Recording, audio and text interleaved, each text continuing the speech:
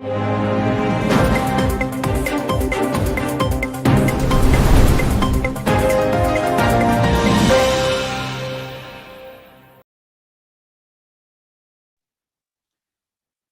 and good morning, and welcome to Political Theatre, Deccan Herald's special coverage of the counting day. I'm Ahmed Shariff, and in the next few minutes, we'll get to know what we can expect in this action-packed day from Tamil Nadu, Kerala, West Bengal, Assam, and Puducherry. So before we begin, let me introduce you to my colleagues who have been covering this election for the past 1 month. We have ETB Sivapriyan, who is joining us live from Chennai. He's covering Tamil Nadu and Puducherry. We have Arjun Raghunath from Kerala. We have Sumir Karmakar from Assam, and we have Shomudas from West Bengal. So, good morning, guys. Hope everybody is settling down for a long day. That's fantastic. Now, I'll straight away first go to Shomo. Shomo, can you tell us what we can expect today from West Bengal? What does West Bengal have to give today? The first thing to watch out for, not only initially, but for the final results as well, will be whether BJP will be able to come to power in West Bengal, dislodging the Trinamool Congress, which have ruled the state for the last 10 years. So, BJP has gone out all guns blazing in this state for campaigning, from Modi to Amit Shah to several union ministers and senior leaders from other states. And on the other hand, Mamata Banerjee has also not been sitting idle. Despite her injury, she has been campaigning on a wheelchair. So both sides have left no stone unturned. It remains to be seen whether BJP will conquer its final frontier, the state which it has never ruled before and where it was considered as a fringe element, or whether Mamata Banerjee will be able to tame the saffron surge that has been taking place in the states since the 2019 Lok Sabha elections. I think, yeah, we'll today wait and see what Bengal will hold for it. Will it be the BJP, dislodging Mamata? It will be interesting to watch where the election results come today. Now, coming down south, Sivapriyan, what are some of the decisive moments during this polls in Tamil Nadu? Can you tell us about that?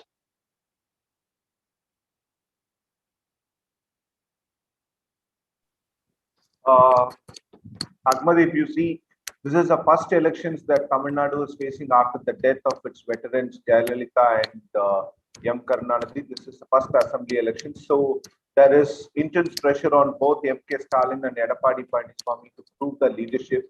M.K. Stalin did prove his leadership in 2019, the Lok Sabha elections, when the Congress-DMK alliance won 38 of the 39 seats at stake. But now this seems a close fight as of now if we go by the leads, but we don't know. We'll have to wait till about 11 o'clock to see which way the wind has blown in Tamil Nadu. But as far as the decisive moments, many thought Edappadi Palaniswamy's government would not last beyond a year, but he has managed to not just to complete this tenure, but also give a tough fight to the DMK, at least during the campaign.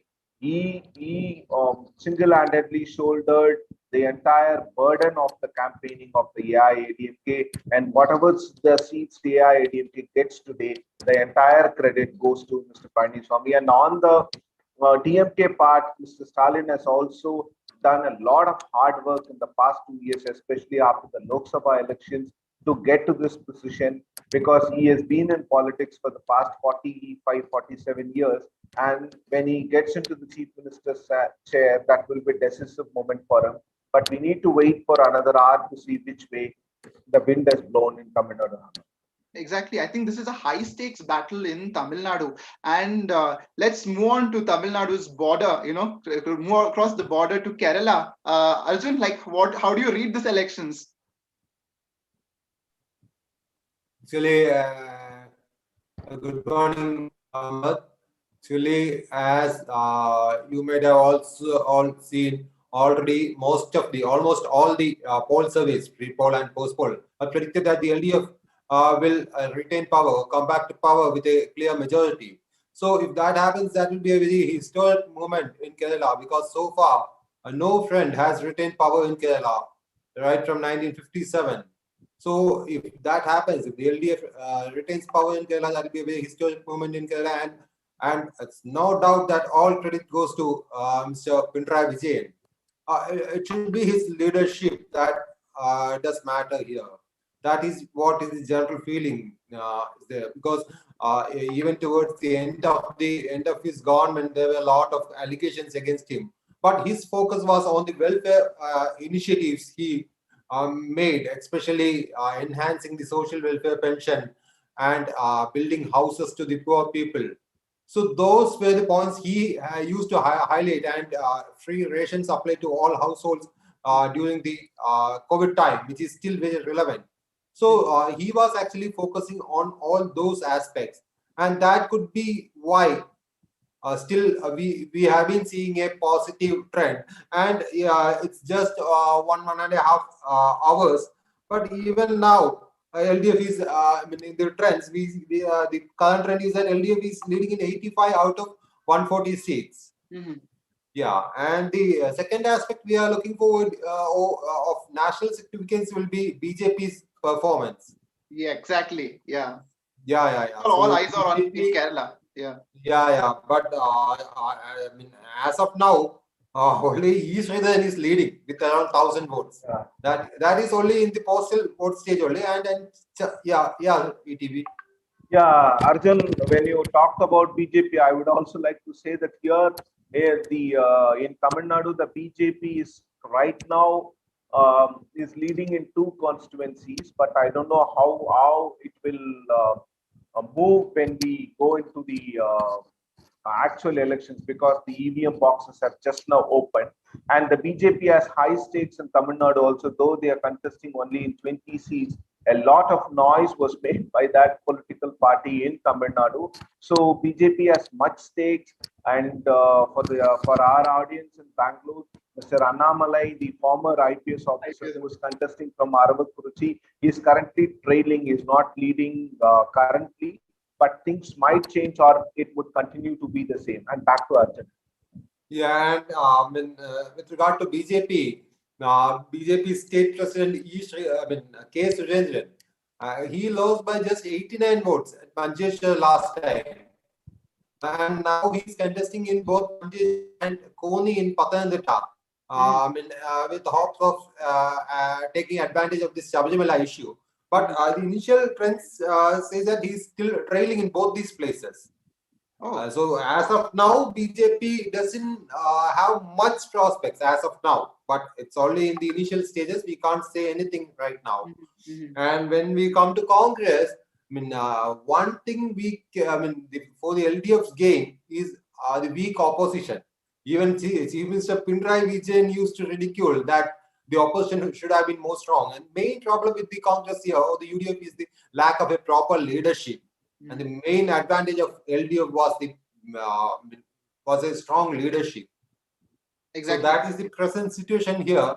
So usually by from the initial 2 to 3 hours, we used to get a almost clear trend in Kerala, but this time the number of postal votes are pretty high.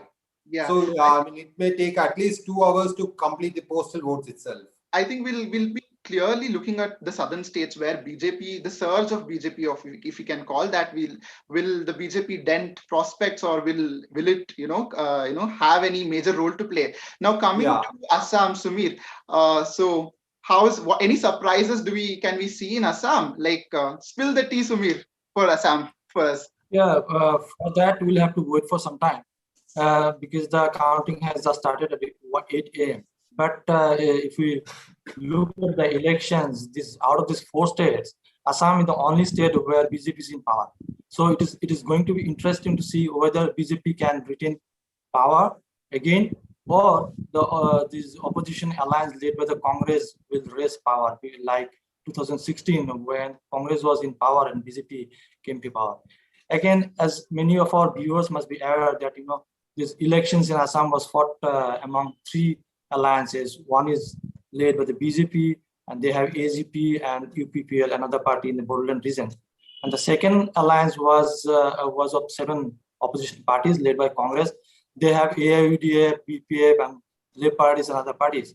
So the opposition parties basically focus on CAA. They tried to attack BJP for the CAA. And remember, the Assam had witnessed a violent protest against the CAA in 2019. So it is going to be interesting to see whether the anti-CAA anger turned into a vote against the BJP, or as BJP is saying that that the CAA was not a factor, and people are happy with the development works the Sarbanna Sonal government has done since 2016, and BJP is confident that they will come to the power again. Exactly. We'll be looking at how the BJP fares in Assam, especially considering all these factors that you've listed. All right, everybody, thanks a lot for giving the brief introduction to our audience about what they can expect today. And we'll be back in just a few minutes, right sharp at 10 a.m. today, to look at an in-depth at Tamil Nadu and Kerala. That is, again, I repeat, sharp at 10 a.m. So thanks a lot, everybody, for joining today. And in the meanwhile, to our audience, as you prepare, start your breakfast and have your morning coffee, don't forget to download the DH app for all the news and subscribe to our YouTube channel and Facebook handle to never miss a live stream. So we'll be right back and see you right again at 10 a.m. today. Thank you. Thank you, everybody. Thank you.